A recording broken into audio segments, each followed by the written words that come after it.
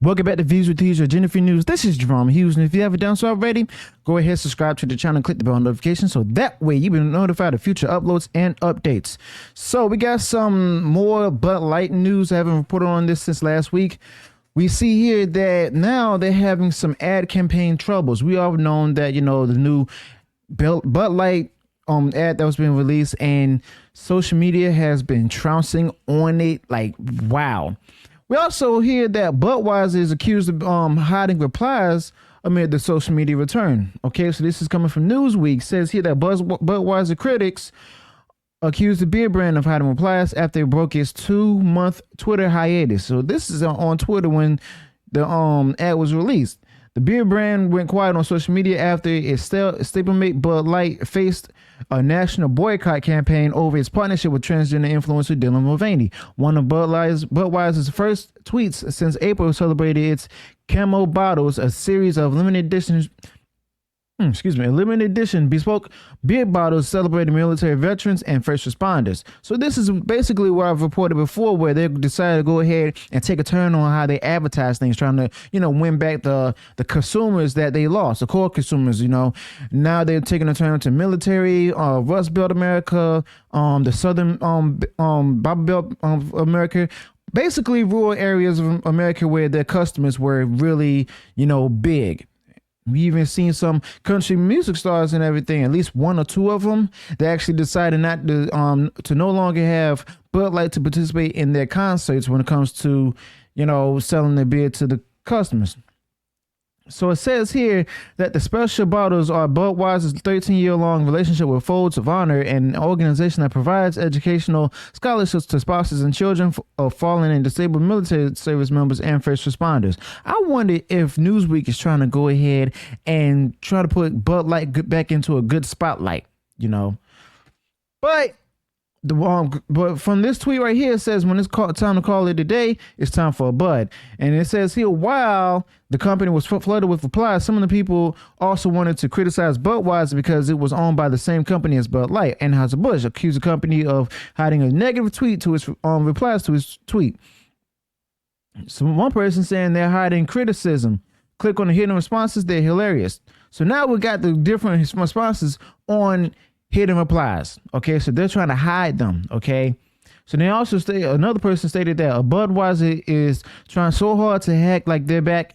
PR interns working overtime hiding replies, only leave comments from what I am sure are AB InBev employees tasked with trying to make a comment section seem like realistic Twitter banter. In other words, they probably got some employees trying to go ahead and put out their good good comments about, you know, the posts.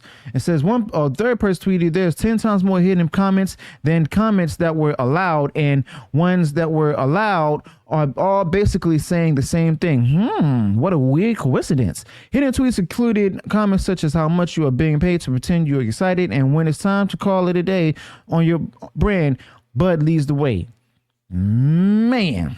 But that's not the only thing that Bud Light has going for itself. We see here from Alabama.com says that Bud Light is giving away $10,000 a week to help sales and launches a new ad campaign. So it says here that Bud Light and maker Anheuser-Busch is launching a new summer ad campaign with weekly $10,000 giveaways in the wake of the disastrous partnership with transgender influencer Dylan Mulvaney. Now the company releases a 1-minute commercial this week set to the 1979 disco hit Good Times, featuring people navigating hazards of summer like a hot pavement sunburn and summer storms. And in the press release, Anheuser-Busch said future ads will include country music singers and NFL players. Bud Light established our easy to drink, easy to enjoy platform at the Super Bowl, and we are continuing to build on the message as we unveil our new Easy to Summer, because they're hoping that the commercial go down smooth. Okay, our new Easy to Summer commercial to officially kick off summer, said Todd Allen, who's the vice president of marketing for Bud Light. So Bud Light is ready for an epic summer, and we're looking to forward to delivering easy enjoyment to our 21 plus fans for all the best summer moments in the backyard. Okay, so this is where the once popular beer brand, which is dethroned by Modelo Especial and other brands, where we've seen that the sales plummet in the wake of the whole Mulvaney controversy. It dropped more than 25% as the brand became popular target of conservatives and members of the LGBTQ community who were upset with the company's response. So in other words, this company managed to upset both sides of the aisle. If you don't want to be both upset by both sides of the aisle, do not try to go ahead and put your get involved into political outreach of any kind. Stay apolitical. You won't get any heat from anyone. You won't lose customers or none of that. Okay. Now you may also get some people trying to tell you, how come you're not doing this, or how come you're not contributing to that kind of cause? Well, how come you're not, reaching out to this community and that community? That's only just a small percentage of people out there. They don't represent the whole audience as a whole. And then we have here coming in from Fortune, where it says Bud Light only has itself to blame for the sales plunge after caving to extremist bullies, argues one main LGBTQ advocacy group, GLAAD. All right, so yes, this is the advocacy group that wants more companies to be woke. So yeah, they say they have no one to blame about this based on the fact that, they're trying to go ahead and try to work to correct themselves, and they've made the different moves, and they also responded to fans and stuff with a statement. Okay, I want to say fans, consumers, even though the consumers themselves are upset because the company didn't issue any official apology. All right. But with that said, I'll